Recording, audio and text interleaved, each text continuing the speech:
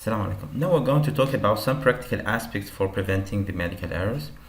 So my advice to you is to think about it in a systematic way.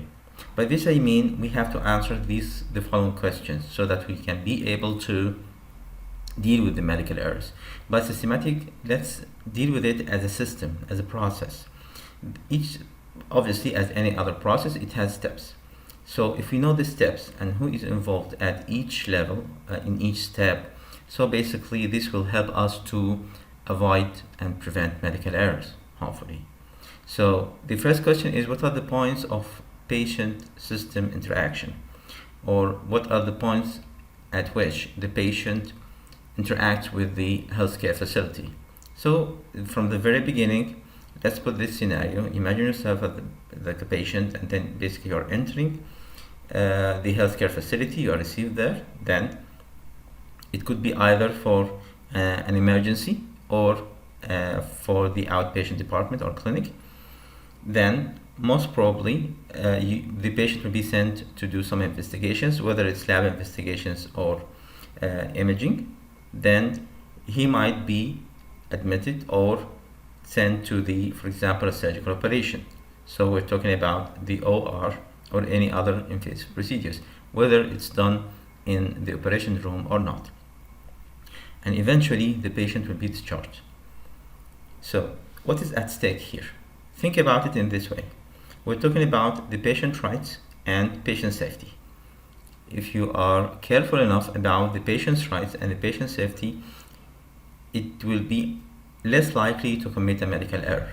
Most of the medical errors are either due to communication related errors or patient safety related errors. So the second question, or the next question, is what may cause medical errors at each point?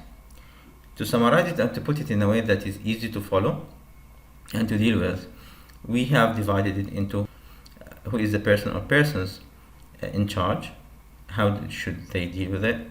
Second is related to the equipment. Obviously at each level of these levels and each step of these steps, some sort of equipment in place. We need to make sure that they are working, they are functioning, and they are calibrated, maintained, etc., as we will see. Then there is the whole healthcare, then the whole system within the hospital or within the health facility. For example, there should be guidelines, there should be policies, there should be infrastructure and communication, health information system, etc. How to avoid medical errors? As we said, that we are going to deal with it at each step at the level of personnel, equipment, and system. I am aware that most of you or many of you would not have a direct relation with the equipment part or the system part, but it's very important to understand that many medical errors might be related to faulty equipment or a bad system, especially when it comes to communication. That's why, and obviously if medical error is committed, people do not sue the machine, they sue the person who has been working the machine. They don't go and sue the system, they sue the person or the persons who are running the system. So this is important to understand what could be the sources of medical errors so that you can deal with them. The aim should always be zero medical errors.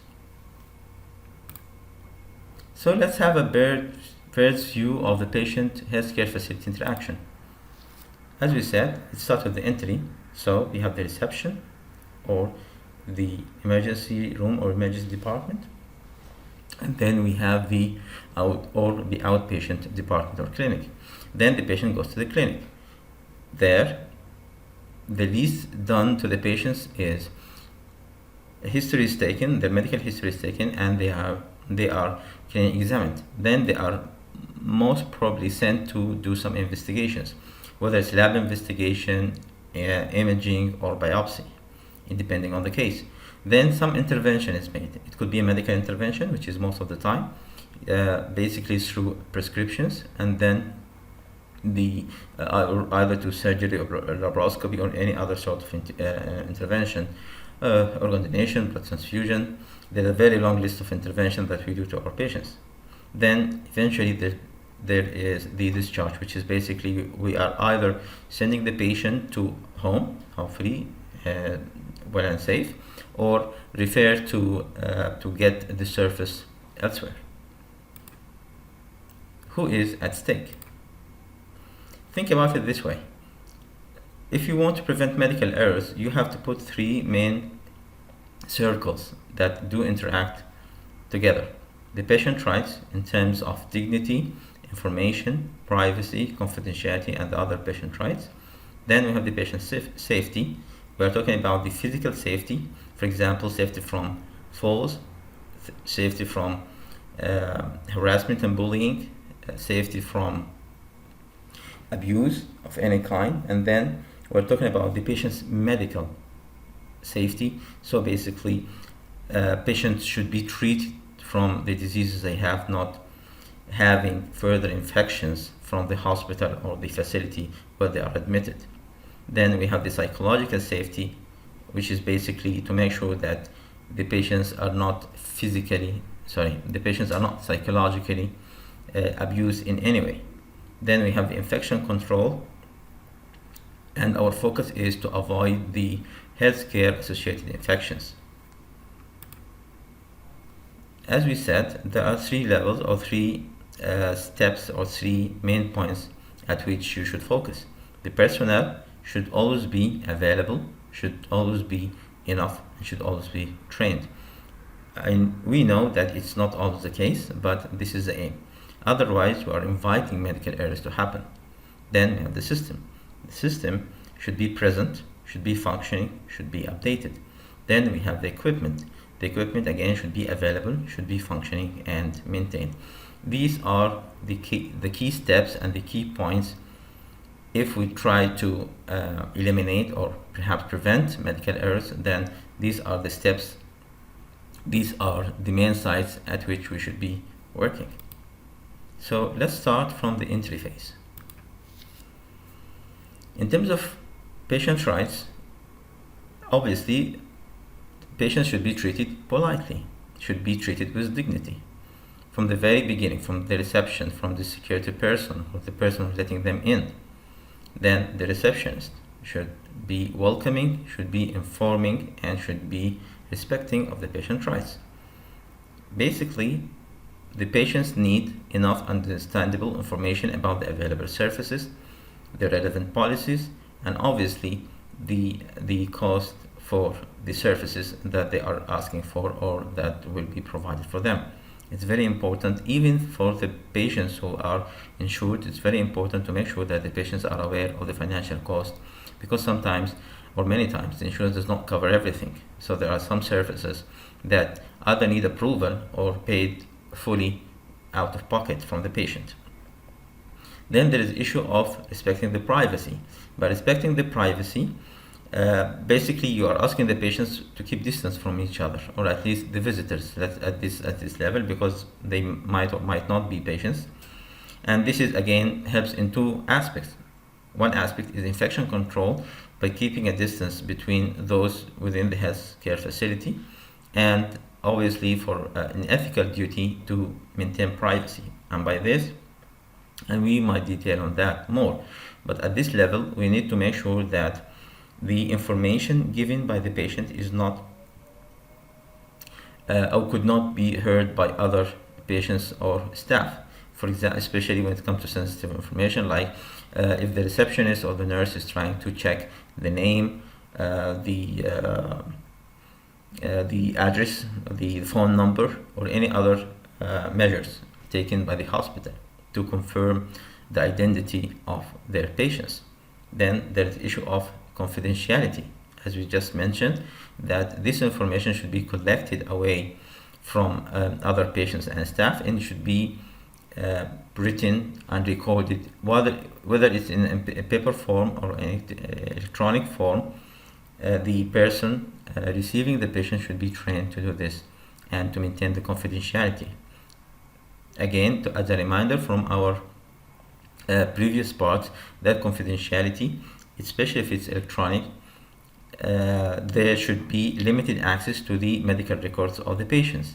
Also, there should be a system in place which is at the very least password protected, if not even encrypted at one point of time, so that the leak of the information, at least the identifiable information of the patients, is less likely.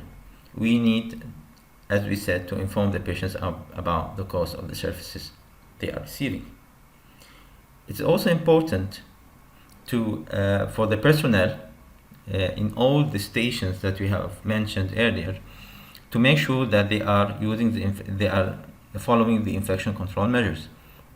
For example, using disinfectants, washing hands frequently, wearing masks and gloves if needed. Patients need to be always, including the first time, to be identified correctly. One main source of medical errors is that the inability of the healthcare practitioner at any level of identifying the patient, basically not being sure that the patient you are dealing with is the patient that should receive this or that intervention, this or that investigation. And obviously it's it could be a lead to a major medical error, or even a sentinel incident. We should have enough and correct information from the patients, but with respecting the privacy. The least that we can do in terms of privacy is to have curtains between the patients, and preferably patients should be in their separate rooms if applicable. If not, we need to make all the possible measures to maintain the privacy of the patients. And again, as a reminder, to differentiate between the privacy and the confidentiality. Privacy is what is related to the patient's bodies, so we need to make sure that they are not seen, they are always covered, they are well dressed. In terms of confidentiality, that their information is not shared with irrelevant people. When it comes to the system and to the equipment, I am aware that it might not be relevant to many of you, but it's good to have an idea about it. For example, we need to make sure that the special needs and vulnerable patients are given priority, they have their own accesses, and they are treated in a way that is relevant and convenient to them. There should be also contingency plans are set and known. The health information system is available and functioning. It's also important for you as a medical or as a healthcare practitioner to make sure that you know the information system used in the facility. You are able to use it, and if you don't know, this is a general rule, if you don't know, you have to ask. It is your responsibility to know what you are dealing with. For example, you cannot later on, if something wrong happens, for example, if you have dealt with the wrong patient because you were not aware of how to deal with the health information system in your hospital, this is your responsibility and it's not the responsibility of the system. You should have asked and should have been trained before going to deal with the patients. It's very important as well, the infection control measures in terms of disinfection and sterilization policies, and even the equipments themselves are there. In terms of equipment and setup, there should be signs which are clear and informative that can be easily understood. And most of the signs, basically, they don't have a lot of writing, but in case that if the sign has writing, it should be written in more than one language, depending on the commonly used language in that facility, in terms, patients wise. Doors are automated so that people, if possible, obviously, so that people do not have to touch a lot of surfaces, and whether it's the workers or the patients. There should be disinfectants everywhere. There should be areas where healthcare practitioners can wash their hands frequently. Then we go to the clinic or to the ER. In terms of personnel, which is what matters to us most, is we need to screen the patients to identify if their health care needs to be provided, and if the healthcare service that they need is available in our facility or not. And again, to prevent a medical error, you have to be aware of the services available in your facility. For example, don't admit a patient who needs, for example, a sophisticated or advanced procedure, and then after admission you discover that this patient cannot be served. So basically you might have wasted some precious time from the patient's time. It's also important to prioritize the patients with urgent needs. So to avoid the medical error, you have to be aware of the triage policy in place, whether it's in case of casualty or in case of an outbreak or even a pandemic, as this is the case. You should be aware of the admission process. For example, if you are required to admit a patient, the patients obviously in each hospital there is some admission forms. These forms need to be cleared. It's not just a matter of signing paper. It's not just a paperwork. Patients have the right to understand and to ask questions and to have their questions answered satisfactorily. In other words, it is possible that the patient might claim that they have signed paper without being given the chance to ask and to understand what is in this paper, and this might bring the hospital and the practitioners into needless troubles. It's very important as well that always make sure ensure the correct site, correct procedure, correct patient surgery.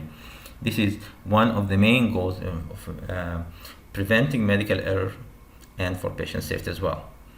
Okay. It's very important to maintain the hand hygiene and other infection control measures. So it's not just a matter of hand hygiene. For example, in dealing with high-risk patients, you have to wear the PPE. So it's very important to know what are the policies and procedures. For example, if some patients are in the isolation room, you should be aware of the policies of the isolation room. What to put first and how to get in, how to record it, how to deal with a patient with high risk, possibly highly contagious disease. So this is very important as well. In terms of the system and equipment, again, we should know about it, although it might not be relevant to many of us, but in case that if one at the management level is attending this course, might benefit from that. There should be clear triage criteria that are set and known in the relevant places in the hospital, for example, in the ER or sometimes in some clinics as well. The guidelines and protocols that are set in the hospital should be regularly updated depending on the national standards, not only the international standards. For example, the Ministry of Health might issue a case definition of a certain disease or a certain protocol for dealing with a suspected case of this or that disease. The hospital's responsibility is to be aware of these updated case definitions and protocols and apply them. This also includes the training of the staff. It's very important for you to avoid medical error, again, that if you don't know, ask. If you think that you need training, ask for training as well.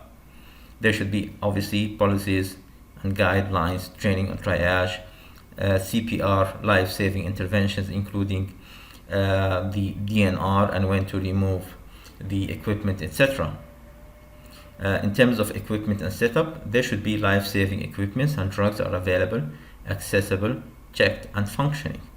It is the responsibility of the staff to make sure that the equipment is there, the drugs are there, especially the high-risk medications and the life-saving medications. It is your responsibility as a team leader to make sure that these equipment and drugs are there. Do not start, for example, life-saving procedure and then all of a sudden you discover that this or that drug is missing or that equipment is not functioning. There's no time to call a technician. So you need to make sure that, especially if you're dealing with, if you work in the ER or the ICU, that the equipment that you are using are functioning, and don't assume that this is, for example, the responsibility of the administration or the nurse or the technician, etc. Eventually, if something wrong happens, you are the team leader, and you might find yourself in a needless trouble. When we come to the investigations, although um, sorry, cut. When it comes to the investigations, we need to make sure that as clinicians, we need to request only the relevant investigations when clinically needed. For example, they should not be any, for example, financial influence, or the administration is asking you to request this or that for certain types of patients. Or do not assume, for example, that he is or she is an insured patient, so I can ask whatever there on the list, or whatever covered by the insurance company. This is not ethical, and this is not professional, and this is a waste of resources.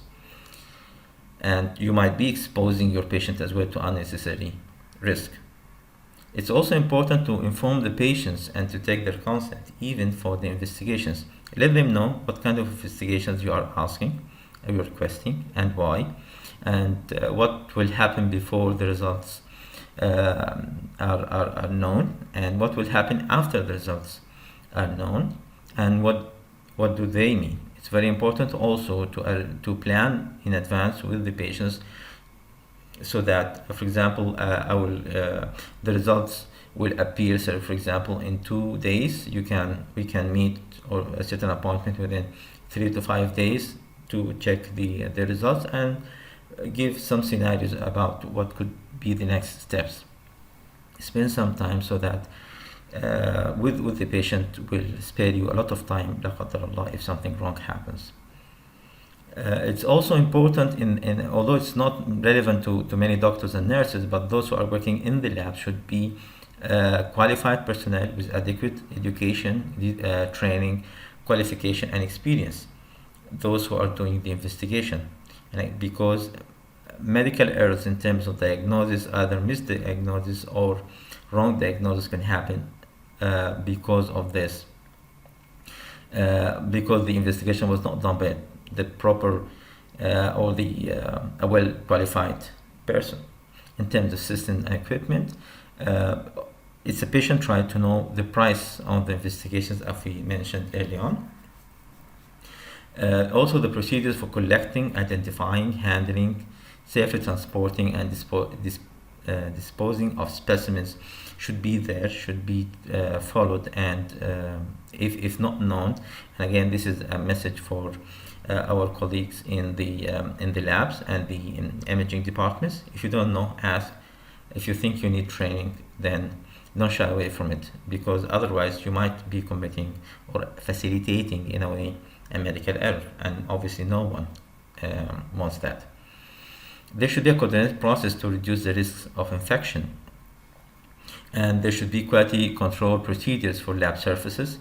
Obviously, anyone in the hospital dealing with an equipment, whatever it is, whether it's a fundoscope or a thermoscope in the clinic, or it's an imaging equipment, or ultrasound, or radiology, or any equipment you are dealing with, you need to make sure that it is there, it is functioning, it is calibrated, it is maintained, and the maintenance is recorded, preferably on the or next to the machine or the equipment itself.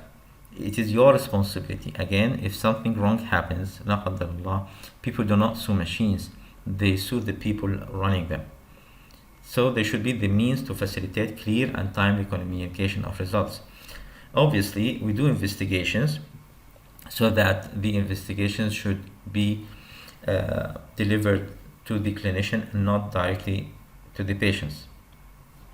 This is very important, because the clinicians are in a better position to kind of facilitate the communication with their patients, and to interpret to them what these results mean and what could happen, whether it's positive or negative, or reduced value or high value of whatever we were looking for. So this is very important as well. The communication could be it could be verbal over the phone or written, but eventually what we advise is to have each and every interaction or any patient related process documented in the medical record of the patient. This how you keep yourself safe. If another colleague is looking at the medical record of the patient, he or she will be aware of what was done, what were the results, etc. So it is very important. The verbal communication might be needed for urgent cases to act quickly. However, eventually it should be recorded in the medical record. And remember this: if it's not written, it's not done. Again, if it's not written, it's not done. This is really serious. If it's not on the medical record, if something happens, you cannot defend yourself by saying, I received a phone call or I made a phone call with the consultant. It doesn't work like that. Even a phone call should be reported and recorded in the medical record of the patient.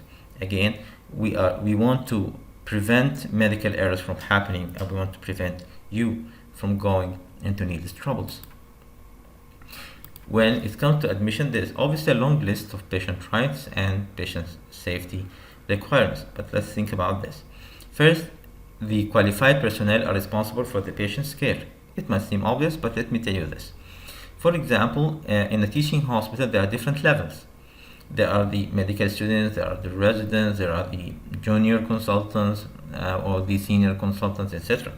So the patients have the right to know who is dealing with them and who is managing their case. And if they are in a teaching hospital, they have the right to know if they might help the students in their training, or the residents in their training, for example, by history taking or examination. However, their permission should always be sought. In other kind of hospitals, it's very important, it is crucial, it is mandatory, ethically, professionally, and legally, to seek the informed consent of the patient. Again, informed consent is not a piece of paper. It's a process. It's a communication process. You explain the information to the patients. You make sure that they understand. You check their understanding by asking them some questions. You give them the chance to know more, to read more if they want to, and to ask questions and to have their questions answered to their satisfaction. This is the informed consent. If any of these steps in the process of gaining an informed consent is not there, then this might count to or mount to the level of being a medical error in a way, or perhaps it might facilitate a medical error. It's very important to keep the patients informed about their health.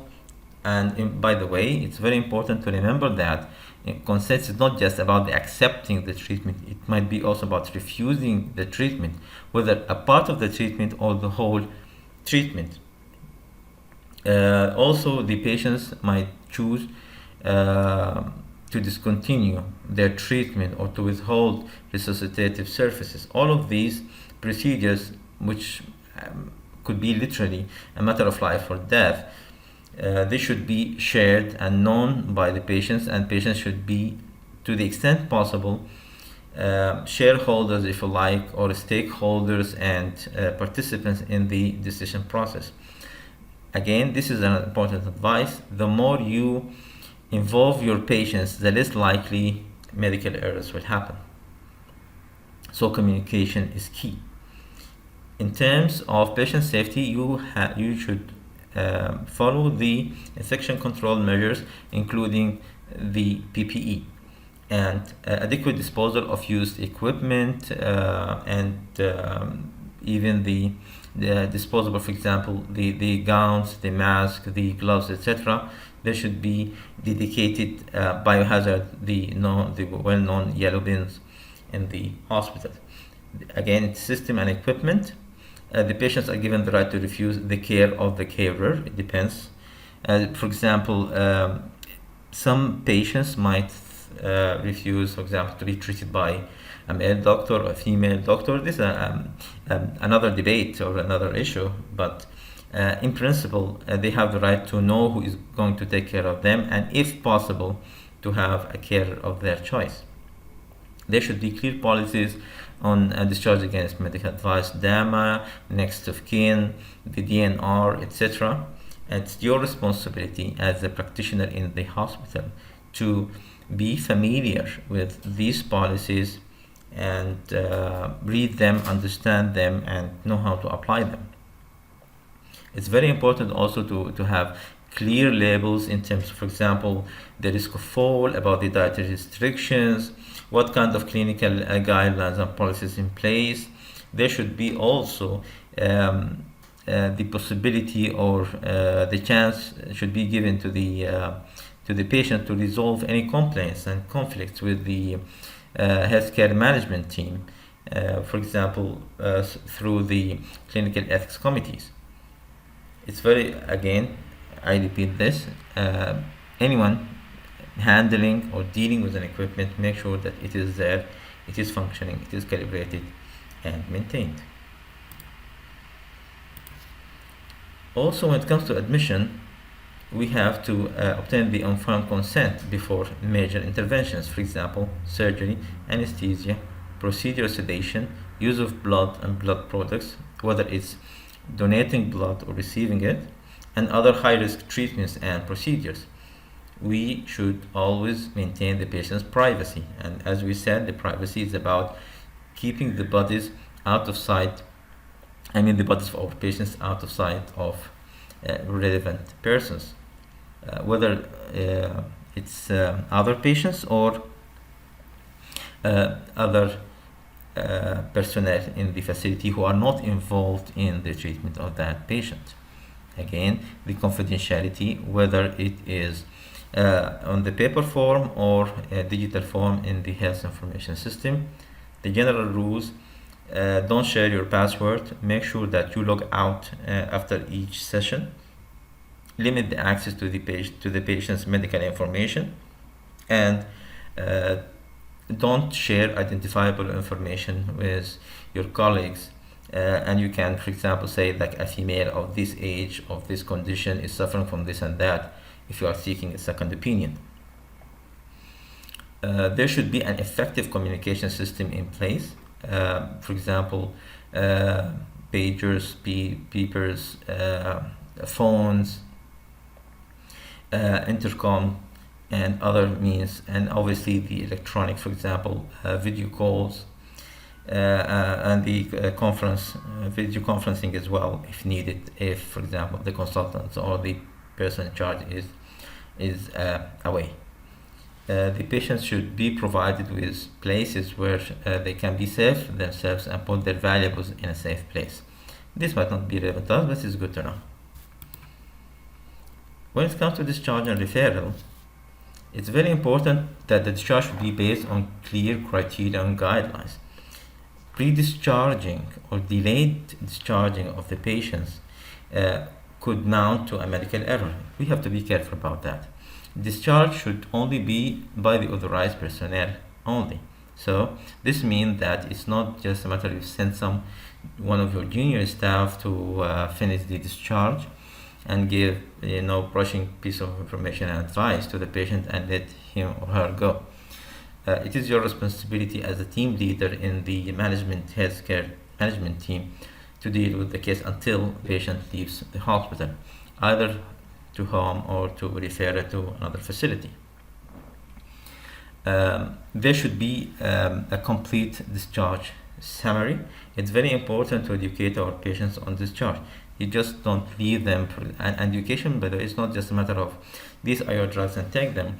Usually we need to educate our patients about their condition, how to prevent it, and what they should do if they start to feel this or that symptom again.